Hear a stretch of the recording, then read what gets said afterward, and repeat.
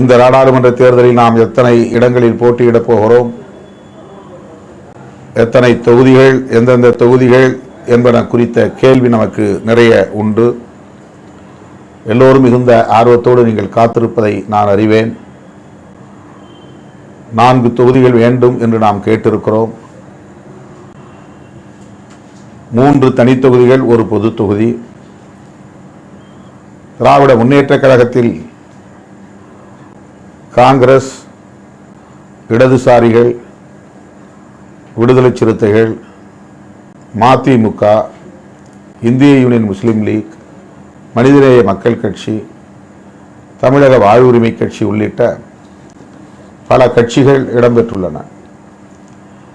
இந்த கட்சிகள் ஒவ்வொன்றும் தங்களுக்கு ஒன்றுக்கு மேற்பட்ட தொகுதிகள் வேண்டும் என்று கோரிக்கை வைத்து பேச்சுவார்த்தையில் ஈடுபட்டு வருவதை நாம் அறிவோம். காங்கிரஸ் 15 தொகுதிகள் கேட்கின்றன, நாம் 4 தொகுதிகள் கேட்கிறோம். இடதுசாரிகள் 3, 4 என கோரிக்கை வைத்திருப்பதாக தெரிகிறது. மதிமுகவும் அதே போல. கூட்டணி கட்சிகள் ஏராளம் இருக்கிற ஒரு அணி நம்முடைய அணி, திமுக அணி. எல்லோரையும் சுமூகமான முறையிலே அரவணைத்து செல்ல வேண்டிய பொறுப்பு திராவிட முன்னேற்ற கழகத்திற்கு உள்ளது என்பதை நாம் அறிவோம். மற்றவர்களுக்கு எப்படியோ அதை பற்றி எனக்கு கவலை இல்லை, எங்களுக்கு இவ்வளவு வேண்டும் என்று நாம் முரட்டுத்தனமான அணுகுமுறையை கையாள முடியாது. ஆகவே எல்லா சூழலையும் கருத்தில் கொண்டு கூட்டணியின் பலமும் முக்கியம், நம்முடைய வளர்ச்சியும் முக்கியம், நமக்கான அங்கீகாரமும் முக்கியம் என்கிற அடிப்படையில் தான் நாம் நமக்கான தொகுதிகளை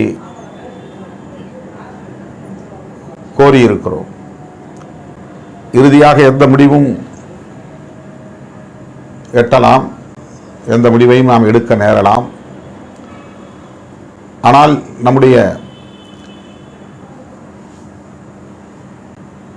எதிர்காலத்தை கருத்தில் கொண்டு, நம்முடைய இயக்கத்தின்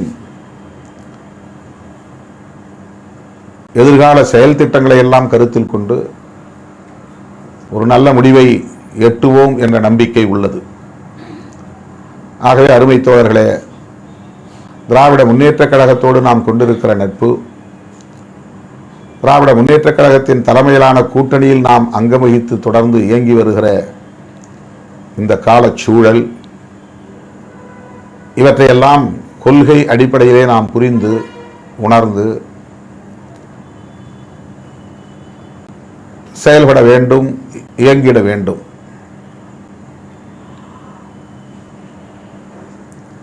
உணர்ச்சி வயப்பட்ட விமர்சனங்கள் எதையும் சமூக ஊடகங்களில் தோழர்கள் இது போன்ற தருணங்களில் பதிவு செய்யக்கூடாது. கூட்டணி குறித்தோ, தொகுதிகளின் எண்ணிக்கை குறித்தோ, எந்தெந்த தொகுதிகள் என்பது குறித்தோ கருத்து சொல்வது தலைமை மட்டுமே என்கிற கட்டுப்பாடு நமக்கு தேவை.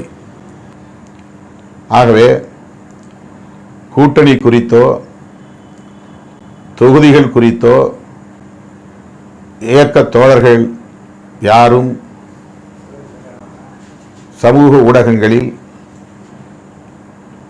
எந்த விமர்சனங்களையும் பதிவு செய்யவே கூடாது.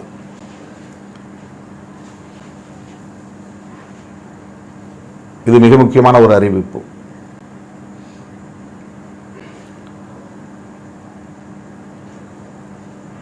எந்த ஒரு வெற்றியும் அணுகுமுறையால் தான் சாத்தியமாகிறது என்பதை மறந்துவிடக்கூடாது. பொருளாதாரம் உள்ளவன் வெற்றி பெற்று விடுவான் என்பது அல்ல உண்மை. படைபலம் உள்ளவன் வெற்றி பெற்று விடுவான் என்பதும் உண்மை இல்லை.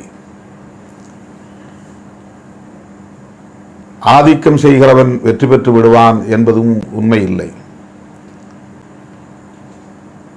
வாய்ச்சவடால் பேசுகிறவன், பேச்சு திறமை உள்ளவன் வெற்றி பெற்று விடுவான் என்பதும் உண்மை இல்லை. சிறந்த கொள்கை வெற்றி பெற்றுவிடும் என்பதும் நடைமுறையில் சிக்கலான ஒன்றுதான். எவ்வளவு சிறந்த கொள்கை கோட்பாட்டை நாம் கொண்டிருந்தாலும், எவ்வளவு புத்திசாலித்தனமான அணுகுமுறைகளை நாம் கையாளுகிறோம் என்பதுதான் வெற்றிக்கு அடிப்படை. ஆகவே வெற்றிக்கு அடிப்படை என்பது அணுகுமுறைதான். அணுகுமுறை என்பதற்குள் தான் உத்தி, தந்திரம் என்பதெல்லாம் அடங்குகிறது. ஆகவே நாங்கள் பெரிய சக்தி, எனவே எங்களை ஒன்றும் செய்துவிட முடியாது என்று சொல்லுகிற யாரும் வெற்றி பெற்றதில்லை. நான் மிகப்பெரிய கோடீஸ்வரன் என்று சொல்லுகிற யாரும் யுத்தத்தில் வெற்றி பெறுவதில்லை. அதை நாம் கவனத்திலே கொள்ள வேண்டும். வெறுங்கை முழம் போடுமா என்று பழமொழி உண்டு. ஆனால் வெறுங்கை முழம் போடும் என்று சாதித்திருக்கிற ஒரு இயக்கம்தான் விடுதலை சிறுத்தைகள் கட்சி. எதுவுமே இல்லாமல் நம் பயணத்தை தொடங்கினோம். இன்றைக்கு மாபெரும் மக்கள் சக்தியாக, அரசியல் சக்தியாக நாம் நிமிர்ந்து நிற்கிறோம், எழுந்து நிற்கிறோம். இன்றைக்கும் நாம் பொருளாதாரத்தில் சொல்லும்படியாக எதையும் நாம் சாதித்து விடவில்லை. வெறுங்கையோடு தான் களத்திற்கு போகிறோம். ஆனாலும் தவிர்க்க முடியாத ஒரு அரசியல் சக்தியாக தமிழக அரசியல் களத்தில் நாம் இன்றைக்கு களமாடுகிறோம் என்று சொன்னால், நாம் அவ்வப்போது கடைபிடித்து வருகிற அணுகுமுறைதான் காரணம் என்பதை மறந்துவிடக்கூடாது. உங்களுக்கும் அது பொருந்தும். அணுகுமுறைதான் முக்கியமானது. உணர்ச்சி வயப்பட்டு எந்த கருத்தையும் கட்சிக்கு சாதகமாக செய்கிறோம் என்று கருதியோ, தலைவருக்கு சாதகமாக எழுதுகிறோம் என்று கருதியோ, உணர்ச்சி வயப்பட்டு எந்த கருத்தையும் சமூக ஊடகங்களில் அரசியல் தொடர்பாக பதிவு செய்யக்கூடாது. அப்படி யாரேனும் பதிவு செய்தால் அவர்கள் தலைமைக்கும் கட்சிக்கும் கட்டுப்பட்டவர்கள் இல்லை என்பதைத்தான் அது உணர்த்தும். விசுவாசமாக இல்லை என்பதைத்தான் உணர்த்தும். எவ்வளவோ சொல்லியும் இன்னும் பலரும் உட்கட்சி விவகாரங்களை சமூக ஊடகங்களில் பதிவு செய்து கொண்டுதான் இருக்கிறார்கள். உட்கட்சி விவகாரங்களை சமூக ஊடகங்களில் பதிவு செய்யக்கூடாது என்று திரும்ப திரும்ப நான் சொல்லி வருகிறேன். நமக்கிடையிலே பிரச்சனைகள் இருக்கும், நமக்கிடையில் முரண்பாடுகள் இருக்கும், நமக்கிடையில் மாற்று கருத்துக்கள் இருக்கும், நமக்கிடையில் விமர்சனங்கள் இருக்கும். உடனே முகநூலில் பதிவு செய்வது என்பது ஒரு வகையான மனநோய். அப்படி செய்யக்கூடாது. அப்படி தலைமை அறிவிக்கவில்லை, அதனால் செய்துவிட்டேன் என்று சொன்னால் கூட சரி, தெரியாது, செய்துவிட்டார்கள், ஏதோ உணர்ச்சி வயப்பட்டு விட்டார்கள் என்று நாம் எடுத்துக்கொள்ளலாம். ஆனால் இதை நான் மறுபடியும் பதிவு செய்து வருகிறேன். மாவட்ட நிர்வாகத்தோடு முரண்பாடு இருந்தாலும், தனிநபர்களுக்கு இடையிலே முரண்பாடுகள் இருந்தாலும், தலைமையோடு முரண்பாடு இருந்தாலும், அதை நேரடியாக சம்பந்தப்பட்டவர்களோடு பேசி அதை சீர் செய்வதற்கு, சரி செய்வதற்கு, திருத்துவதற்கு முயற்சிக்க வேண்டுமே தவிர அதை சமூக ஊடகங்களில் பதிவு செய்வது என்பது முதிர்ச்சியின்மை, அறியாமை என்பன ஆகும். அவற்றின் வெளிப்பாடாகும். ஆகவே அருமை தோழர்களே, இது என்னுடைய மிக முக்கியமான அறிவிப்பு அல்லது வேண்டுகோள்.